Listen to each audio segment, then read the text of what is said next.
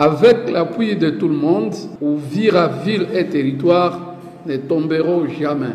Parole d'honneur du commandant secteur opérationnel Sokola 2 au sud du site Kivu, le général de brigade de Lumbu Mwegu Evariste. Il a donné cette garantie ferme au cours de la réunion du comité local de sécurité élargie que le maire intérimaire Kifara Kapenda Kiki a présidé ce lundi 12 mai avant midi à l'état-major du secteur opérationnel au quartier Kimanga. Parmi les invités, l'on a enregistré les FRDC, le Wazalendo, les communautés, la société civile, la jeunesse et la réserve armée de la défense RAD. Selon l'autorité urbaine, il s'est agi de réunir toutes les couches afin de réfléchir sur certains points faibles causés par des brebis égalées et qui tendent à alimenter les malentendus non justifiés professionnellement entre les FRDC et les Wazalendo qui doivent venir en appui aux forces armées de la République démocratique du Congo.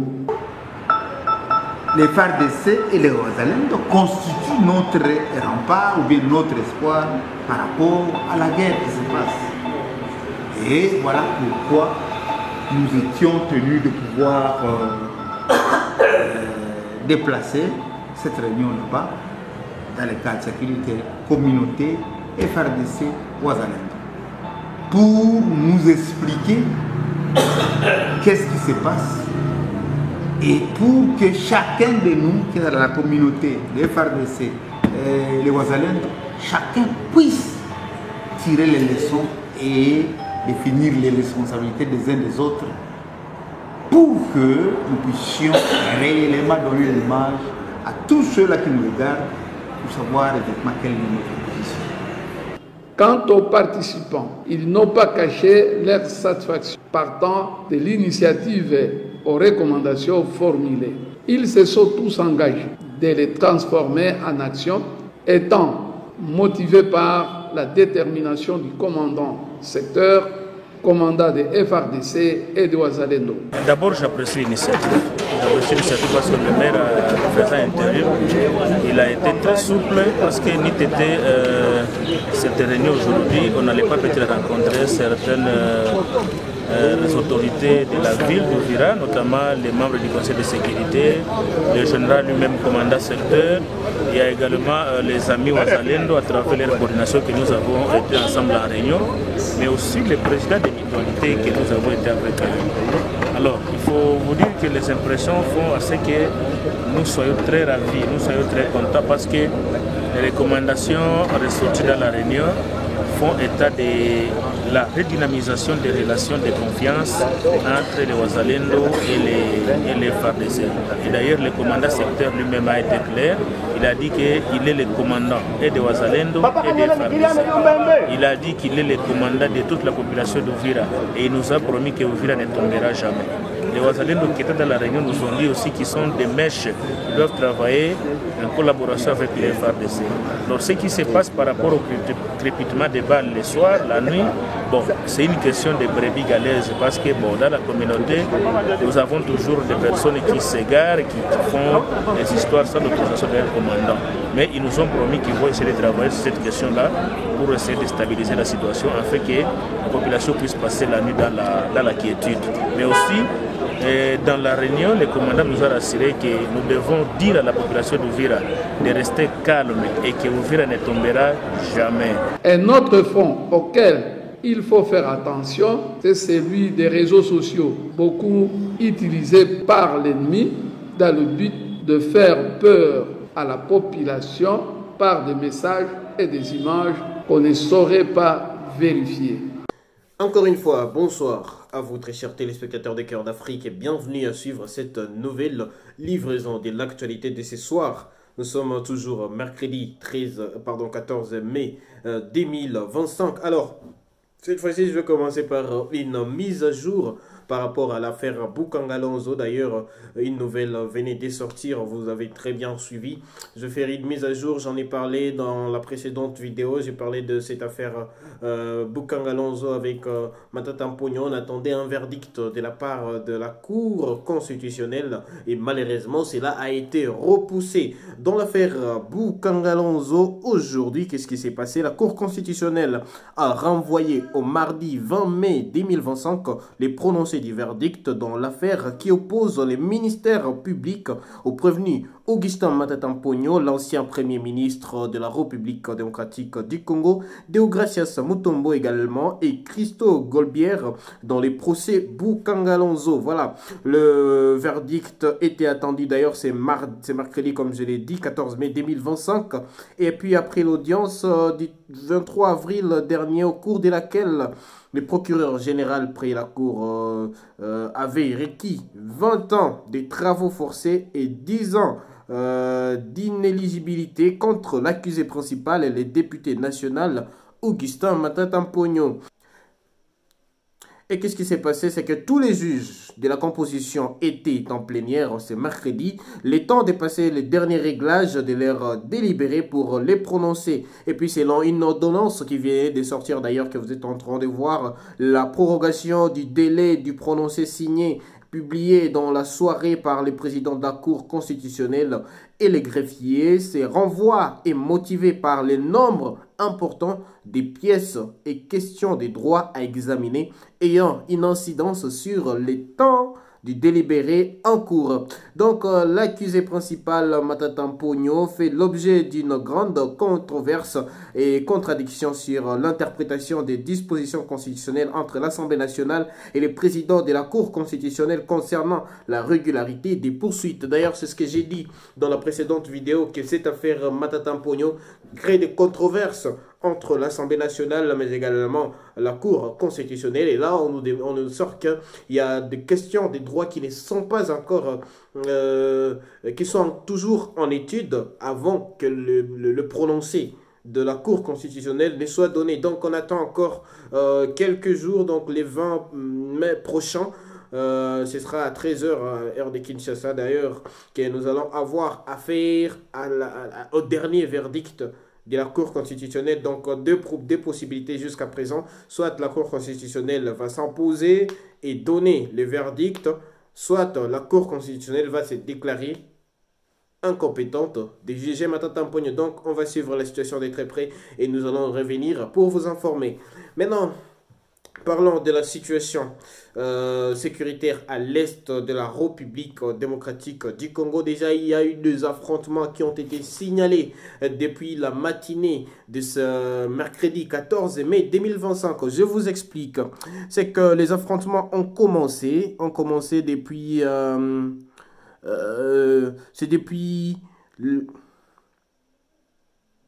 C'est depuis les mardis sur l'axe Kaché-Kelemera dans le territoire des Kalehe où les forces adverses se sont affrontées tout au long de la journée. Et c'est mercredi déjà on a eu affaire à des affrontements, à une tension qui est restée vive. C'est mercredi 14 mai 2025 tout l'avant-midi dans les villages des Tchofi et des Kacheke dans les territoires des Kalehe ainsi qu'à Kabamba et à Kabingu dans les territoires des Kabare au sud Kivu où les affrontements opposent les Wazalendo bien sûr contre les forces de l'AFC M23 après avoir été repoussés sur la ligne des fronts le mardi soir.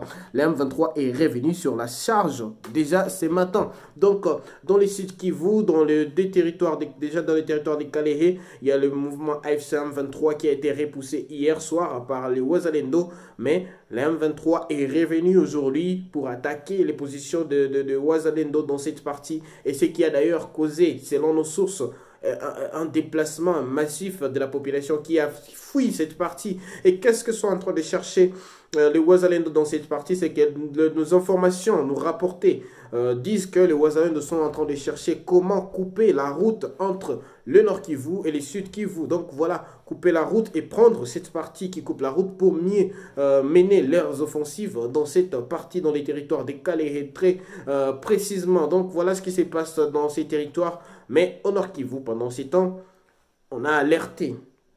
D'ailleurs, c'est depuis la semaine passée que des alertes comme ça sont en train de sortir. Des alertes qui disent qu'il y a un mouvement des l'AFC M23 qui est en train de se renforcer dans les territoires des Walikale au Nord Kivu. Et aujourd'hui encore, les mêmes alertes sont ressorties.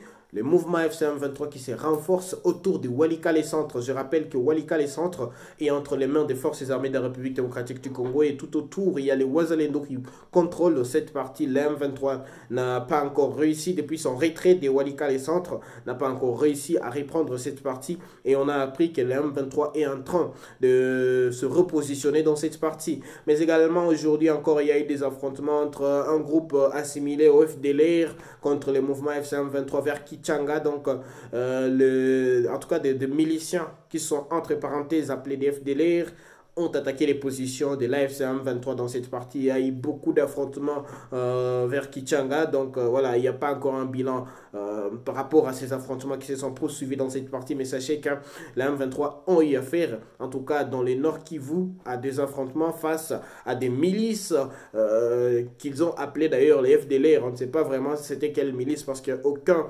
groupe Wazalendo ne revendique cette attaque, donc on estime que voilà, ça pourrait ou ne pas être vraiment ces FDLR. Mais voilà, donc dans les Sud Kivu, les combats continuent de se poursuivre, même si ce soir on nous rapporte que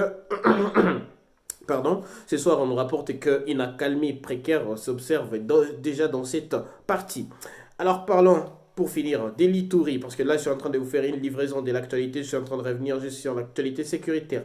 Parlons des l'Ituri. Qu'est-ce qui se passe en Ituri? Déjà en Ituri, je vous ai appris quelques jours qu'il y a le gouverneur de la province de l'Ituri, le général Johnny Kachama, qui est très farouche face à la rébellion alliée au M23, la rébellion de Thomas Lubanga, CRP, voilà, la rébellion de Thomas Lubanga qui est en train de chercher à s'aimer la terreur dans cette partie, mais on a le gouverneur de cette province qui est très hostile face à cette rébellion. Et qu'est-ce qui s'est passé aujourd'hui? Pourquoi je reviens sur Thomas Lubanga? C'est que aujourd'hui, les ministres de l'Intérieur de la République démocratique du Congo, Shabani Luko, a fait un arrêté pour dissoudre le parti de Thomas Lubanga. Le parti de Thomas Lubanga qui s'appelle, je me rappelle très bien, le parti de Thomas Lubanga qui s'appelle UPC, voilà, Union des Patriotes.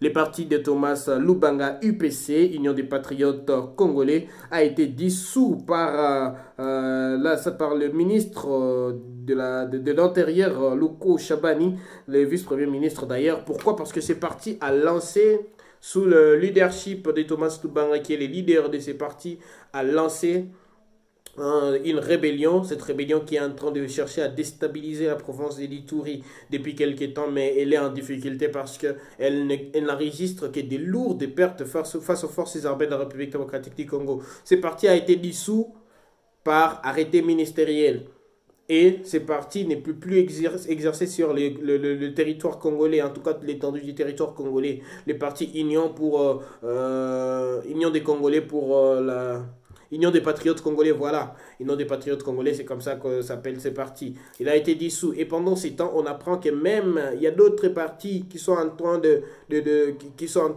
qui sont sous étude pour être dissous. Là, on parle du parti de Joseph Kabila. Le parti de Joseph Kabila risque aussi d'être dissous et disparaître. Parce que là, on ne parlera plus de ces partis de Thomas Lubanga qui vient d'être dissous par l'État congolais. Je vais appeler ça comme ça. Et le parti de Joseph Kabila est aussi en cours d'étude.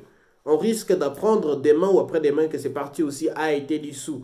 Donc c'est l'État congolais qui est en train de prendre ses responsabilités. C'est l'État congolais qui est en train de décider. Voilà, c'est ce qui se passe en tout cas. L'État congolais a décidé en tout cas de répondre, en tout cas farouchement, à ceux-là qui cherchent à se rendre ennemis de la nation. Voilà, et puis après, on a aussi le bouclage dans la ville de Goma, dans les territoires de Nyiragongo également. En tout cas, des nouvelles qui sont en train de nous parvenir depuis la ville de Goma ne sont pas du tout bonnes. Ne sont pas du tout bonnes les jeunes qui se disent être en danger dans cette partie. Et d'ailleurs, le M23, dans une vidéo que je vais vous laisser juste à la fin, dans une vidéo, le M23 a dit que il a appréhendé beaucoup de jeunes qui ont deux nationalités d'ailleurs, qui ont la carte de nationalité rwandaise, mais qui possèdent aussi la carte d'électeur de la République démocratique du Congo. Et d'ailleurs, les M23 ont présenté ces jeunes. Donc voilà, je vais vous laisser une vidéo juste à la fin. Juste à la fin, vous allez comprendre comment est-ce que la M23 est en train de procéder à voilà, à la présentation de ces jeunes qui sont appréhendés. Mais la plupart sont en train d'alerter que beaucoup de jeunes sont en train d'être amenés alors qu'ils ne sont même pas de groupes armés, alors qu'ils ne sont même pas de Wazalendo, ils ne sont même pas des forces armées de la République démocratique du Congo, ils ne sont même pas des criminels, ils ne sont même pas des FDLR. Donc comprenez qu'en ville de Goma, des alertes qui sortent de là disent qu'en tout cas les jeunes sont en danger actuellement. Si vous ne possédez pas votre carte d'identité, vous ne pouvez pas vous promener, mais également si vous avez une apparence bizarre, si vous portez un tatouage s'il vous plaît, vous êtes au préalable considéré comme un militaire. En tout cas, ça c'est la manière de faire de l'AFC M23 qui avait été décriée d'ailleurs par certains journalistes qui avaient fait des investigations par rapport aux opérations. Et on nous rapporte même qu'il y a des jeunes qui sont enlevés de leur maison pour être checkés. Et s'il y a quelque chose qui semble ne pas marcher, quelque chose qui semble être un peu bizarre, au préalable vous êtes amenés. Et certains d'ailleurs sont en train de signaler que les leurs sont en train de disparaître. Donc, ils sont amenés par des hommes armés et plus de nouvelles. Donc, voilà. Et il y a même ceux qui sont en train de soupçonner que ce serait une nouvelle façon pour les M23 AFC de recruter des jeunes dans les rangs. Voilà. En tout cas, c'est ce qui se passe déjà dans la ville de Goma. Une insécurité qui est accrue en tout cas. Voilà, c'était la livraison de l'actualité de ce soir. Merci à vous de continuer à nous suivre sur Cœur d'Afrique. Merci de continuer à vous abonner toujours et continuer à nous soutenir. Nous allons vous revenir encore une fois demain pour décortiquer l'actualité. Là, j'étais juste en train de faire une petite livraison de l'actualité pour vous informer de ce qui se passe. Donc, on se retrouve très prochainement. Surtout, n'oubliez pas de prendre rendez-vous avec nous.